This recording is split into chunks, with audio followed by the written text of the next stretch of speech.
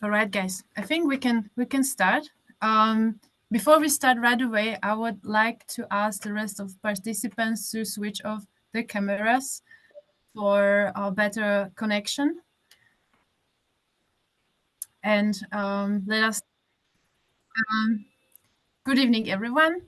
My name is Katarina Schachschneider, and it is my very great pleasure to welcome you all to tonight's online event titled Young Leaders Forum Reflections and Future Visions Post European Elections.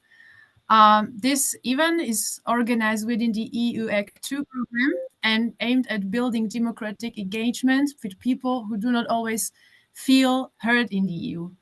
I would also like to take this opportunity and thank our partners, namely European Movement Ireland, the Hellenic Foundation for European and Foreign Policy, and the Danube region and Central Europe for their continued support and cooperation along the program. Tonight's topic is clear. What do young people make of the recent results of European Parliament elections, and what hopes, ideas, inquiries, and critiques do they have regarding the current political landscape of Europe? Although the traditional centrist-oriented liberal parties and their bloc were able to hold their stand, I think it would not be an exaggeration to state that the true winners of the 2024 European Parliament elections are actually the right-wing populist and nationalist parties, which garnered significant support from young voters especially. And to gain a better insight into this, we will rely on our four speakers, four very active, very bright young people from across the EU who are actively engaged with the matters of the EU and who kindly accepted our invitation to today's event to share their unique perspectives. Let me introduce Nini Ziklari, European activist, member of Volt Party Austria, author and also a podcaster. Ioana Theodoropoulou, core member of EU Youth Hub, lawyer and mediator. Clara Paneya Gomez, our former colleague and European activist and member of Volt Spain. And lastly, Marco Nemeth, European activist, journalist, and author. Before we start, I would also like to encourage our audience to really actively participate in our debate. And whenever you have any sort of question, feel free to please write this question in our chat box for our speakers to answer within our forum. And now, without any further delay, let us start with the very first question, or rather first set of questions for you all. So we already had our elections. What do you make of the results, and perhaps what these results signal in your home countries, and how would you perhaps explain the great popularity of right-wing nationalist populist parties amongst the young generation? Word is yours.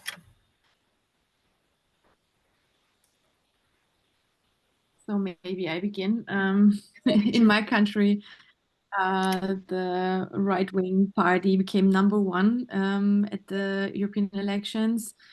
So I look back to the EU elections with a concerned eye, but also with a hopeful heart. Concerned because, as we see, so many people, still also young people, support these anti-democratic forces. Europe-wide, not only in Austria or in Germany, but I'm also hopeful because an increasing number of people understand that only a united, democratic, and federal Europe can be the solution. And I want to give you an example. So in Austria, there's a Liberal Party which made the campaign with the sentence, "We want the United States of Europe," which is very rebellious and very clear and very courageous too, because you never expect that so many people in recent years would join that idea of this United States of Europe. But at these elections, the Liberal Party got 2 seats for this idea. So even in Austria, it's there's this movement of people, I guess, who really understand the need of a more united Europe. What concerns me more is how the decisions in the European Council will affect the EU's ability to act in the coming years, especially when some actors join to block important collective decisions, such as those concerning security, climate change.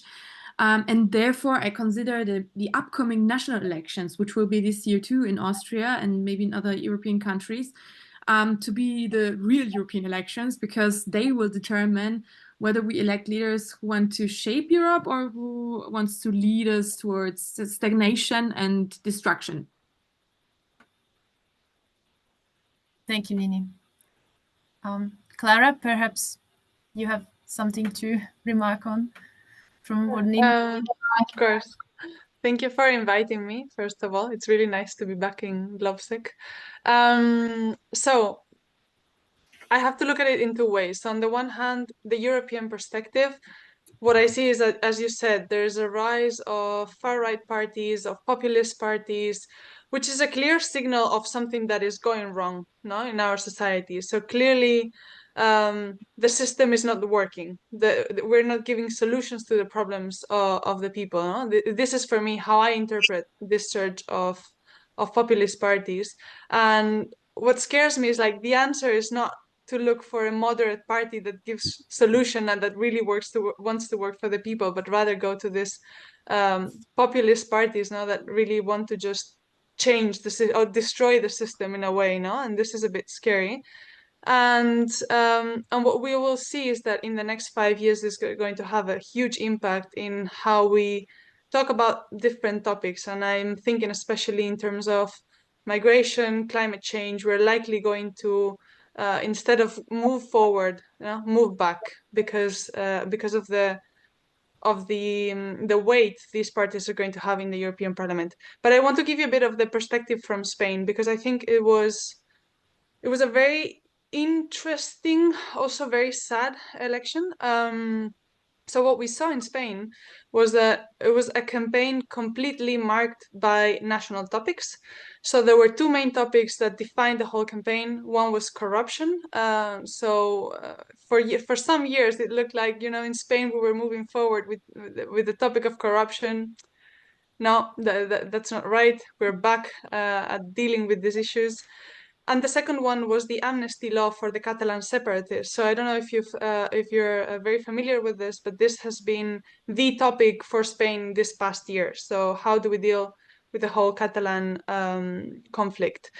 And so what happened there was a conservative party that was doing a campaign completely in national terms, while the Socialist Party, which is in government, what they were doing was create a threat, and the threat was the Conservative Party is siding with the far right, no? And this is the real threat to Europe. So we need to unite towards that.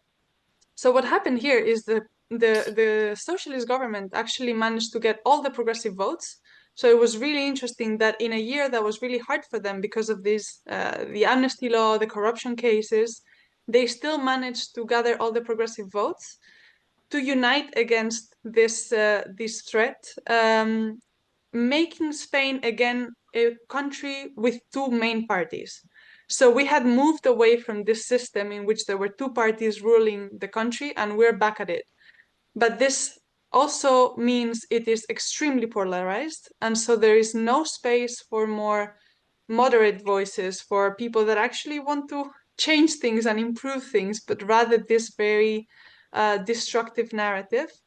And one last interesting thing to note about Spain, it's really, well, there's a new party, there's a newcomer. To call it a party is a bit of a stretch, because it's actually a movement created by a YouTuber social media personality, far-right ideas, fan of conspiracy theories, who's actually managed to get 3 seats in the European Parliament because he managed to capitalize all that resentment, all that anger that society has, right? And to put a voice to it. His party is actually called The Party Is Over. Se acabó la fiesta, no? So it's like, we're going to end this political system, we're going to end with corruption, we're going to change the system. And this is very scary because so many people, and especially the young people, are voting for someone that just wants to destroy the system as it is instead of work towards improving our democracy, no, putting proposals forward. So this is a bit of the situation in Spain. So it's not looking great for the next 5 years, or even less if there's national elections. Thank you for this very comprehensive answer, Clara. Marco, do you want to share something with us? Yeah, I try to be a bit optimistic than the speaker before me were, because, well, I try to talk maybe about the turnout and the voting turnout itself in Slovakia, because that was the biggest question, at least in our opinion, that how many people will actually go to vote, because we know that Slovakia had the lowest turnout in the last elections itself, and it has changed this year. So more than 34% of Slovaks went to vote, and many young people went to vote, which is an amazing news itself. And of course, we can see it also in the results, because the Progressive Party has won the election, which is something new, which was not really thought before, mainly after the shooting of the Prime Minister. So this was also a big change, not just in the case of the voting turnout, but also in the results.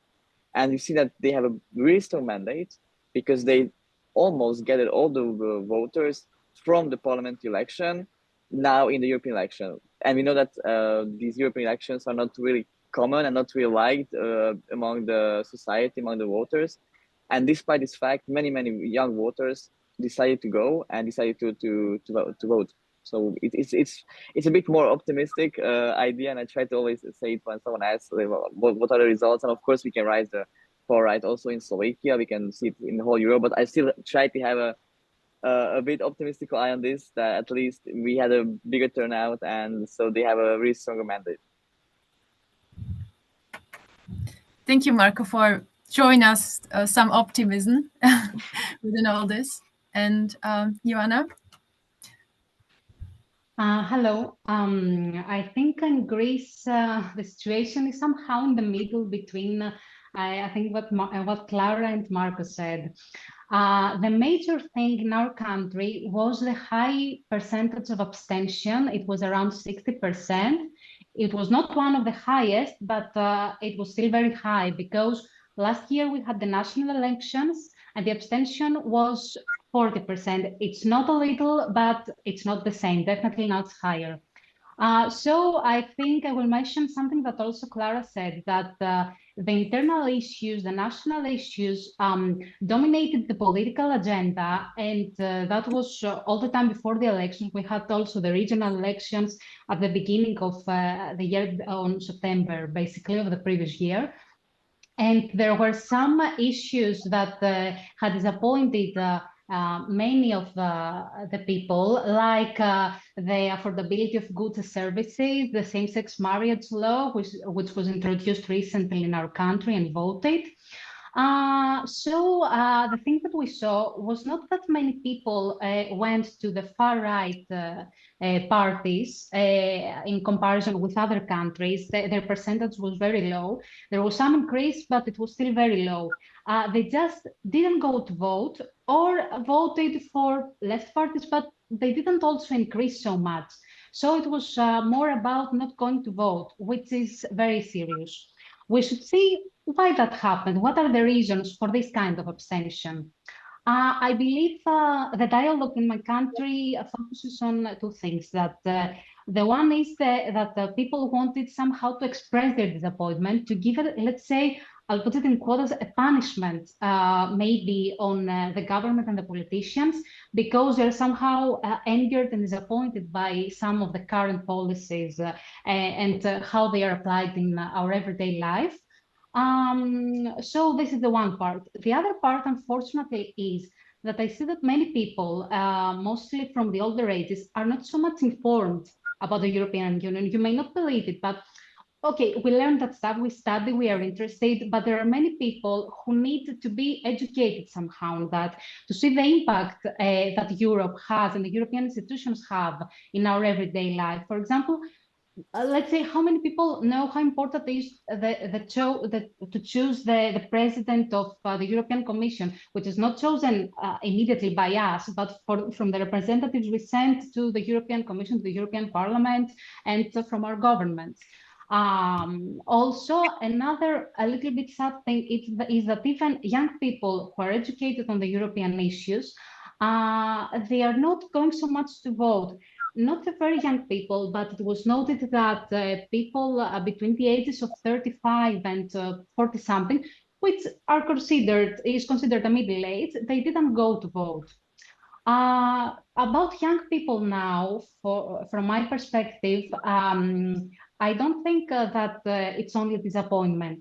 It's the fact that maybe they think that the political institutions in their country are not doing their best to enhance them to take part on a national political level. So they try to enhance their activities through activism, through organizations. For example, I'm also in an organization which enhances youth participation, EU Youth Hub, and we're doing a lot of stuff, but we definitely can't stay only on that level. Voting is a very important thing.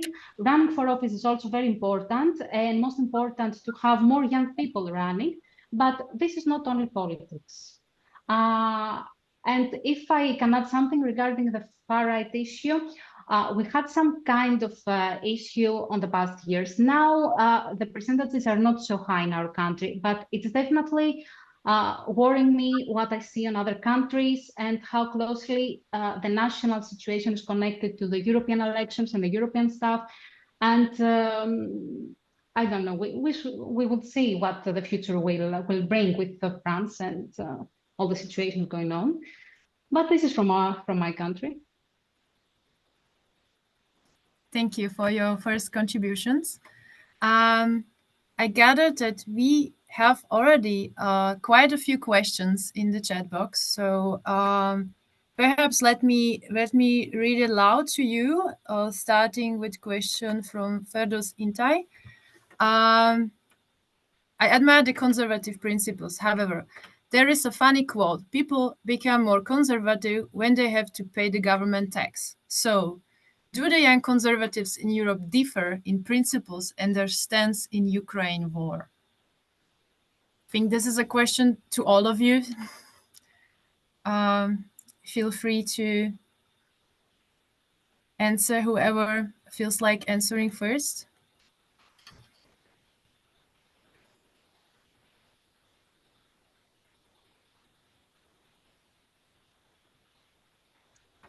So if I understand the question right, because I want to make sure it's correct.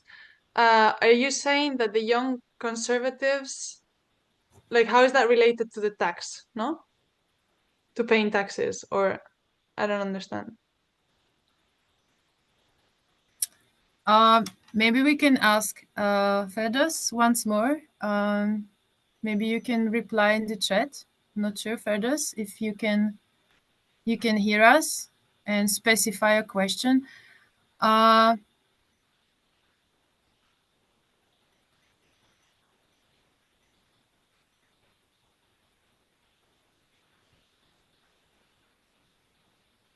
So how I understood the question, since I think we are not getting any reply yet, is whether higher costs of war and thereby collected higher taxes are affecting the opinion of young people towards continuation of support for Ukraine. Oh, he just replied on the chat. whether young conservatives support Russia unanimously in the Ukraine war. I can tell you the perspective from Spain. Not at all. So what we saw, at least in Spain, is like the support for Ukraine is very widespread. There's very, very few people that do not support Ukraine. And actually, the voices that are talking more about peace, and not about peace in the sense like obviously we all want peace, right, in the region, but like there is the very left party in Spain, which is promoting this idea that the EU is taking us to a war economy and that we need to support peace. But in this case, peace just means, okay, Ukraine should stop defending itself and give away part of its territory, which for me it's a ridiculous idea. And this is actually promoted by the far left, not by the conservatives. So at least in Spain, the conservatives do support Ukraine in the war. So I don't know about the other countries. Maybe you can tell us more.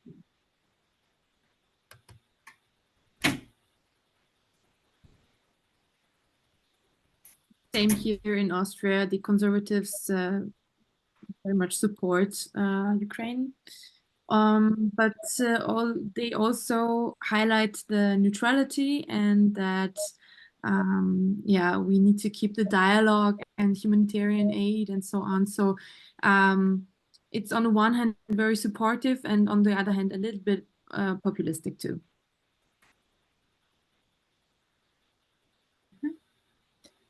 Anyone else? Otherwise, we can move to another. Yeah, Joanna, sorry. If I may, there's the perspective is like Nini said, that they support Ukraine, they support peace in general. There are peaceful protests on themes like that, also like Israel and Palestine, let's say, from one hand or another. So on the situation that this also is something that may affect the whole Europe. And this is very close to us. And young people don't want this kind of controversy, and they are mostly, of course, promoting peace. This is what I have seen, and they are gathering stuff, sending stuff. So this is my perspective too from here. Thank you, Anna. Okay, shall we move to a question from Sophie? So Sophie's asking, what do you believe is the role of disinformation in the increase of far-right candidates being elected in the EU Parliament?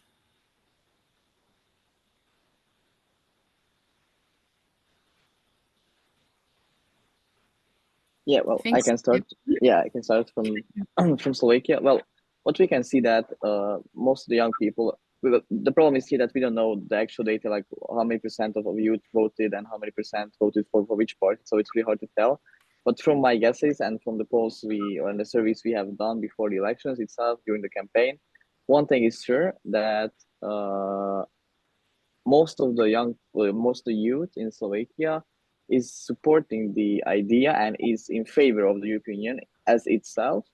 And we know that more than 70% of the youth till the age of 30 are supporting the dialogue and supporting the whole European idea. So that was another question even in the campaign, in none of the parties. But what we can see the big problem, and I think we're going to talk about it later today, is the communication on one hand from the European Union itself, and then between the youth and maybe also other generations, but between the youth itself, because the problem we have in Slovakia is that the education about the EU is terrible. We have only 2 lessons during 13 years of education, so primary and then secondary and then high school. So we have only 2 hours, which are supposed to be spent on the EU. And then that we can see is that no one knows anything about the EU, and it's not just a problem of the youth, but it's a problem of the teachers, because they don't know how to talk about something big as the EU in 90 minutes, because it's impossible to talk about the history, the current situation, also about the future. And then something like this happens, that when someone is sharing some really hard topics in a really easy way and an understandable way for the youth, and someone sees it on TikTok or some other social media platform, he says that okay, he has a point, and then he goes and votes for his party. And we could also see a smaller fraction of youth people who had voted for an open fascist party in Slovakia, which has gained 2 seats in the European Parliament. So yes, on one hand, we see the big support of the progressive and liberal ideas in Slovakia, but still we have a small fraction, which is just what I mentioned, that believes in this information and hoaxes, and then goes and votes for open far right and open fascist political parties. If I can add on what Marco said, I'm kind of happy that I hear that the situation is somehow the same in another country. Maybe we can unite and make a proposal on that, because I believe that I strongly believe that everything begins with education, even on the primary level, because I've been in law school for many years, Law School of Athens, and for example, on our postgraduate, our bachelor program, the lessons that have to do with European law are very little and are not the main courses. So as we know, everything, almost every legal legislation, at least 90%, something like that, that is voted in the European Union becomes also legislation of the member states, much of the laws of the European Union. So I don't find it logical not to have studied that lawyers don't know that so much, so they can't represent maybe their clients so right to ask for their rights and represent them in the way they deserve. Also, at school, we didn't have one lesson regarding the European thing, the European policies, the European in its entirety. So as long as we are not informed well, it is very easy that we are not critical when we grow up. We have all these platforms, we have so much information, which is very valuable that we have access to all this stuff. But the most important thing is to know how to use it, to be able to use it in a way that help you shape your political opinion and shape your future in general. So I agree on that, on the role of education, and that unfortunately this information is there, and maybe we should regulate on that in the near future, the European Union, of course. Thank you. Can I continue? Because I could not agree more with what Marco and Jana were saying. And there's another dimension to it, right? So there's the disinformation part, which is a huge problem, and we see that growing all over Europe.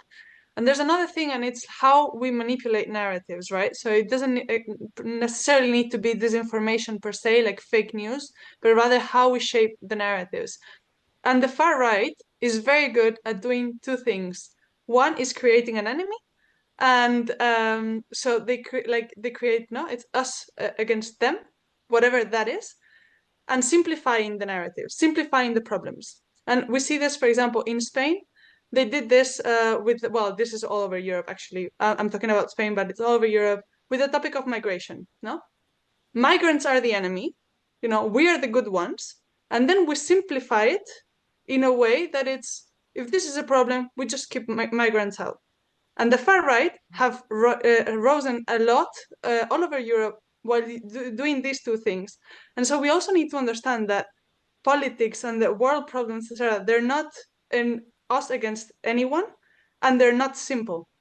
None of these issues are simple. And we're in an era in which we are simplifying everything. We're the headline generation, right? We only read the headlines, and we only stick to those to the very flashy news titles, when it's much more complicated than that. And so during this campaign, for example, I really made a point to say, look, you're asking me a difficult question. I'm going to give you a difficult answer, because there is not one straightforward solution for many of the issues we're facing right now in the world, be it migration, be it climate change, being economic inequality. It doesn't matter. So we also need to make sure that we are giving complex answers to complex problems, and that we are educating, and this ties with what Marco and Joanna were saying, we need to educate the citizens into being a lot more critical and making sure that they understand that this is not a right or wrong, yes or no, it's not a black and white issue, right? And it needs to be complex.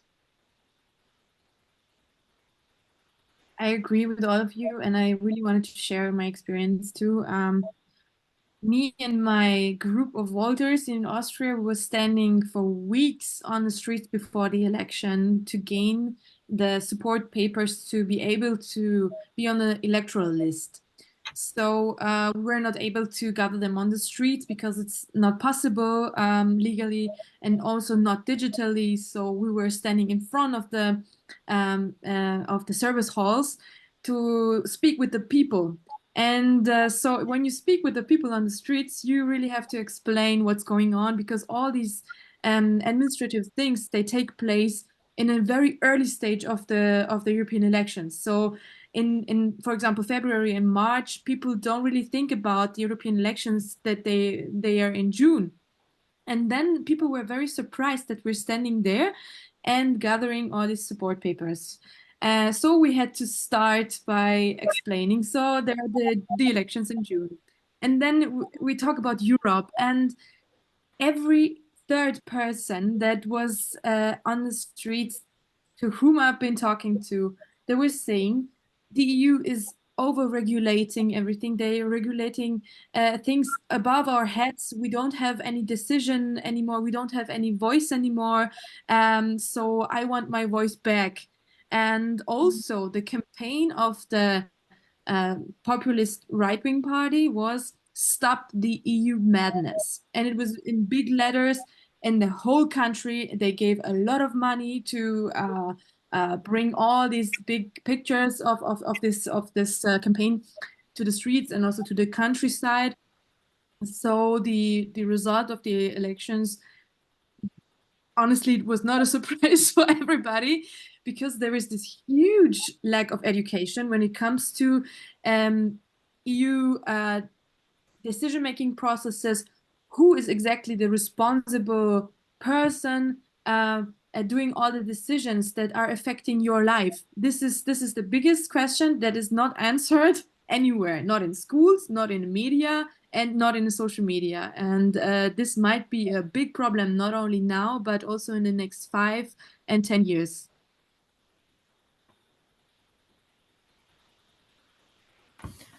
Thank you. I think that with this particular debate, we already moved to another or a second set of questions I actually wanted to put.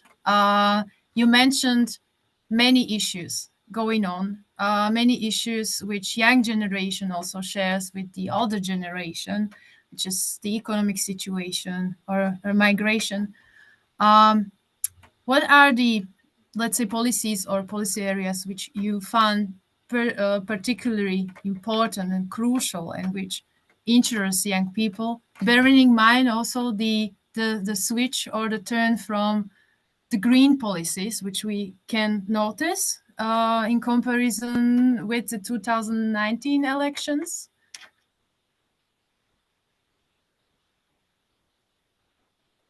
I can go first if you want. So I was expecting actually climate change to be one of the biggest topics in Spain, mainly because we're one of the most affected countries, and I guess also Joanna can say the same, no, for Greece. And it wasn't actually. There were two topics mainly that young people brought up over and over again, and they were housing and unemployment. So housing, the housing crisis, I know it's not a Spanish topic, this is a European topic. And they were asking about it constantly because it's been a problem for very long. There's no solutions, at least no one is doing anything about it. And unemployment, because Spain has the highest youth unemployment rate in Europe.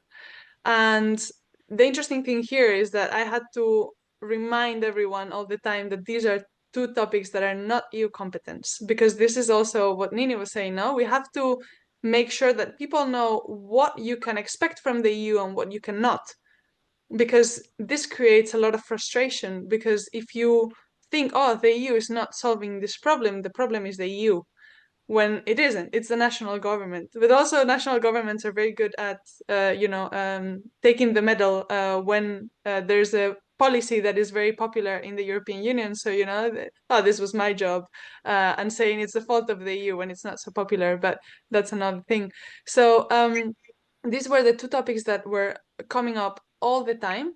And it is true that the EU doesn't have a competence, but the EU still can do a lot of things. So, so to go more into proposals, for example, the EU could invest a lot, for example, in more sustainable social housing, which is something that it's not happening at the moment, and really could help this crisis that is happening in all the, not just in the big capitals, in all the cities in Europe. And when it comes to unemployment, so it is true that the EU is not going to solve the structural problem that youth unemployment is, right? Or unemployment in general, but in Spain it's particularly critical with the youth. But there is a lot that they can do. And for example, one of the things I was repeating a lot during the campaign is entrepreneurship.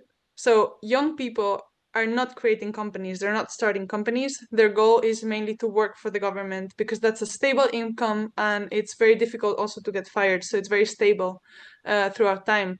And it's not that Spanish people don't want to start companies, but you don't have any backing, you don't have any economic security to just say, okay, I have this great idea, so I'm going to implement it. Whereas in some countries, maybe in the north of Europe, that's easier. And the EU could really help here by investing in creating these startups, these new businesses that could really create a different economic environment. Thank you, Clara. Marco, you raised your hand. Please Yeah, go ahead. I just want to be really quick to reacting to what Clara said.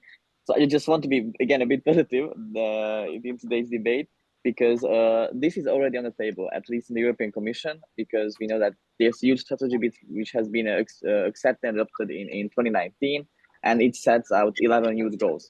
And exactly one of the youth goals is this, what you mentioned, so affordable housing and also employment. So it is already on the list. The European Commission already proposed, proposed some ideas, some legislative material. But the problem here is again the Council, which was also mentioned I think by Nini, that the problem here is the Council and the ministers itself, which has not adopted any of the legislation proposed by the Commission.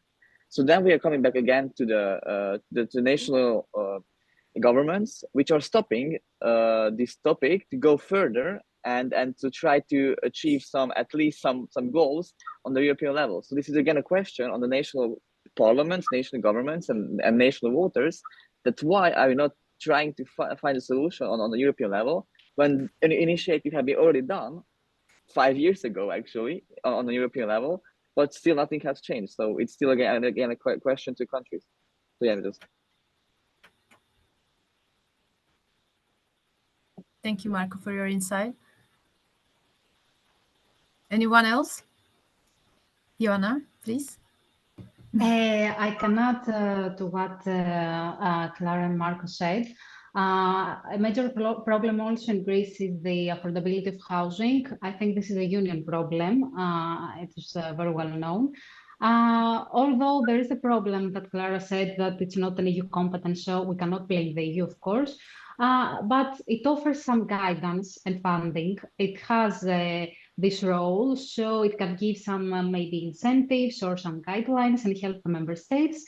So the thing is that the member states must take this opportunity and do some stuff.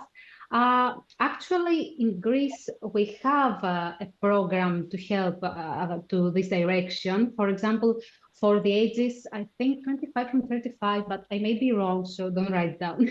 There are some economical incentives given, for example, loans with low interest rates, which gives the space for young people, young families to maybe have their own house.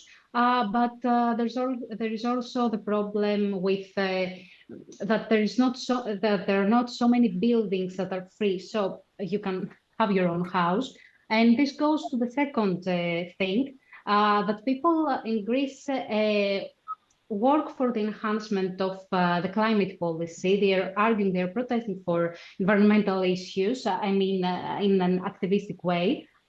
So there we come to the solution of sustainable houses, and these two policies can be combined, where on the environment, the EU has a shared competence. So there are some regulations on that, and there's a progress. So maybe we can combine this as a proposal to make things in both the housing sector and climate environment sector more sustainable. And the last thing I would like to add is that young people here also want more inclusive education, meaning that there are persons with disabilities who can't have access to the education they deserve. We may enhance our digital platforms or our Erasmus practices that can be more inclusive even for people that are older, not only for students, to have this mobility throughout the life of European people, not only young people, but all of the citizens. So these are kind of points and proposals at the same time. Thank you, Anna. If we don't have any more remarks on this area, I think it's time to move to another set of questions, and that is the topic of civic and political participation. We received some questions which are directly oriented towards this very area. And I would like to read aloud the question from Oksana. The second question, how we can strengthen the work with youth on promotion the pro-democratic parties.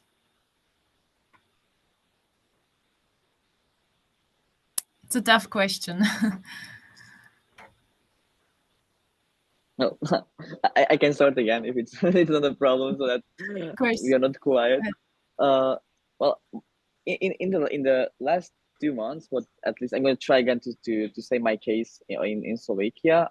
Well, we have campaigned in more than 120 villages and cities across whole Slovakia to try to embrace and endorse young people to go to vote. Me myself, I've visited more than 40 schools where we talked about students, that why is it important to vote, why is it important to be actually in the EU. And what was the position of them was that finally someone came, that some people are actually talking about this, because as we mentioned before, that normally in a formal education, no one is talking about the EU, and no one is actually even trying to approach this topic. And it's finally someone is able to not to just explain to them that why it's so really important, but just have a normal discussion about the current positions, current proposals, current laws or legislative proposals on the EU level. And it was highly appreciated also by the students, by the teachers as well.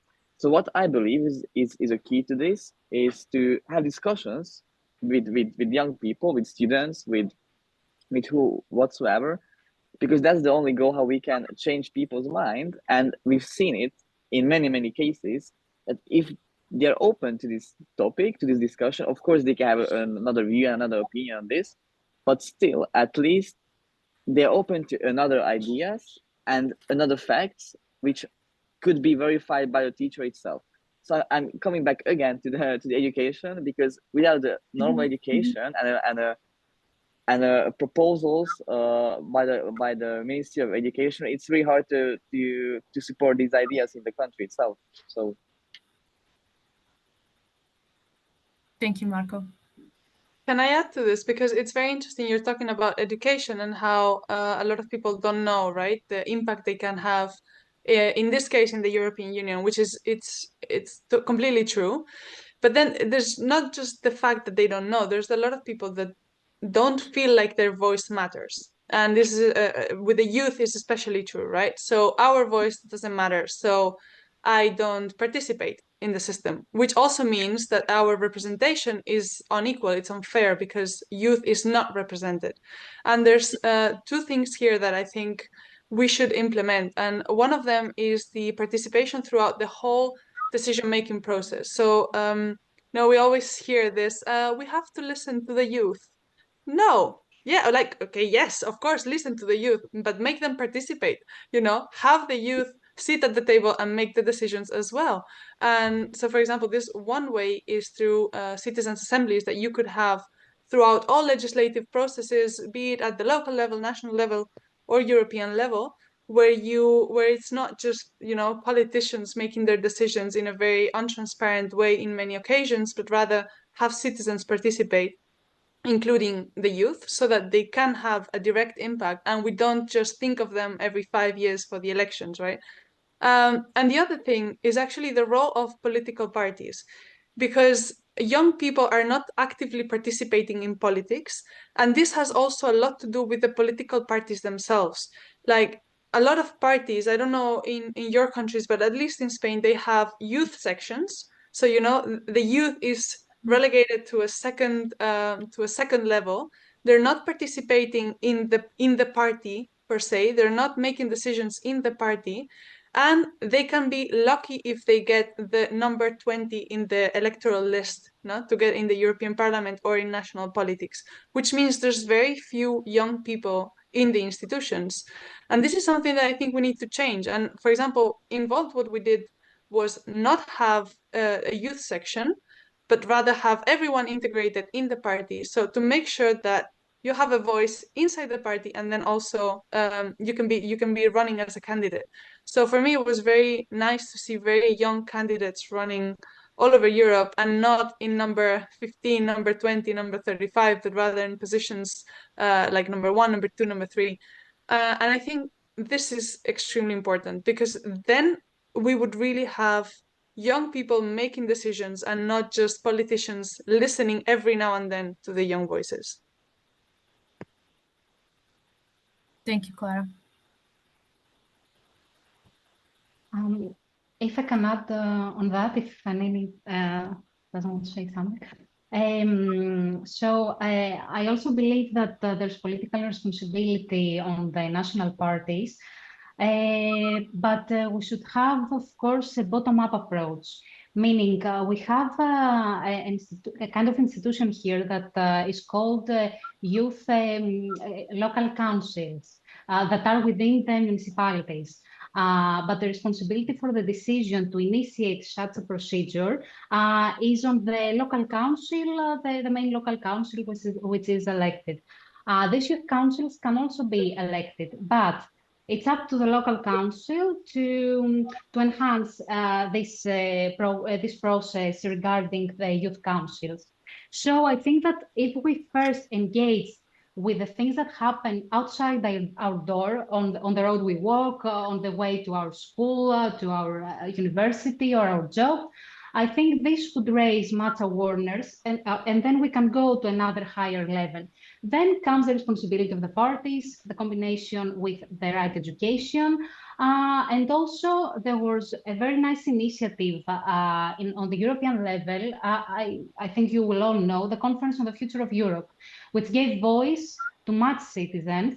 It was a most democratic initiative within the European Union. And I believe that if we could make somehow that this happens in an annual way, let's say, and maybe those decisions or proposals from the citizens could be more binding. So the people would be more engaged, would feel more engaged, and would feel that like they have responsibility.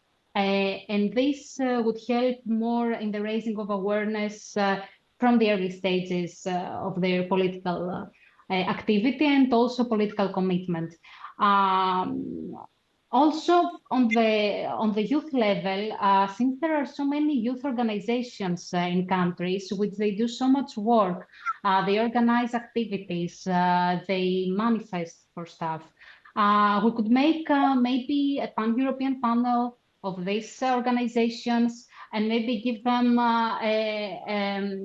the political commitment, like the proposals are somehow binding for the European institutions. Okay, it may sound a little dreamy, but I think we can do it. This thing with the Conference on the Future of Europe was a very good start, and we have the tools, so we may elaborate on that. And I would propose that if I was asked for. So there are many good things said already. I couldn't agree more. I wish the conference on the future of Europe was live and in real life and not only digital in the corona pandemic time. It could have been a lot bigger, and I really hope that it will be refreshed on someday in citizen convents or something like this, and especially youth convents on the future of Europe or something like this. I also become a little bit dreamy, but I think we have to dream today so that we can achieve some big things in the future. I also wanted to add something. I think about my story, how I got into politics. And when I was at school, I really did not have any interest in politics. I just wanted to do something else. I wanted to do arts or, I don't know, being an actress, but not becoming a politician. And the only initiative that brought me into this European Union field and woke up my interest was when I got the opportunity to have, like, I don't know, an insight in the daily life of a politician in the parliament. I speak of when I was 15, and there was this initiative called Girls' Day in Germany, which was amazing. And me and my two friends, we went together to the parliament, to the local parliament, and so there was this woman who was from Conservative Party back then, who took us by the hand and showed us the institution, showed us the rooms, what she's doing, and then we spent like one day in the role of her in her shoes, and it was amazing to have this experience. And the second thing was also to have this model European Parliament and all these pan-European gatherings of young people, because these were the first things that I experienced when I saw people from different European countries, but they were just like me. They just spoke a different language, and it was such an amazing experience. So I think EU could not invest more in initiatives like this. And there is also one last thing is we have to go to the massive mainstream media where the young people are and where they're listening to music, where they're watching movies, for example, on Spotify, on Netflix, and co. I don't want to make an advertisement, but this is where the cool young generation is after school or on social media. So there we need more creativity. We need more influencers who are pro-European and who try to do something with the algorithm also on TikTok, because it's devastating to see what's happening there, especially when you look at the candidate in France. He has like over 3 million people on TikTok, and pro-European content is really small. And also on Instagram and Meta, it became very, very difficult, like to post something which is pro-democratic, pro-European. And so we need more creative podcasts, we need more creative movies, we need more creative superheroes who fight for European values, and so that it becomes more cool and attractive also for the very young generation to do something for democracy and for freedom and peace, because obviously the teachers in schools and having the lessons is not enough. It's good, but it's not enough. Thank you, Nini, and thank you all for sharing such vivid and rich experiences and your visions.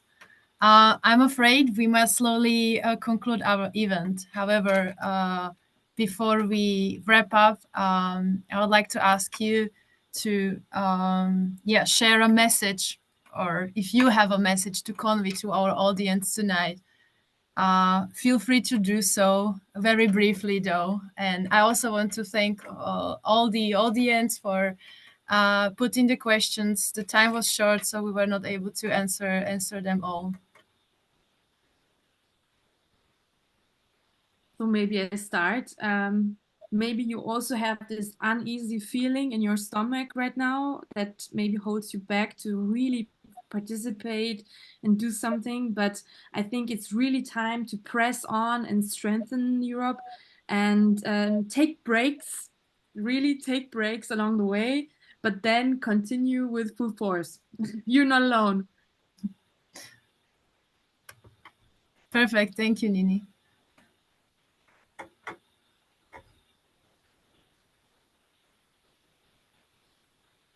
Anyone else to share something as last words?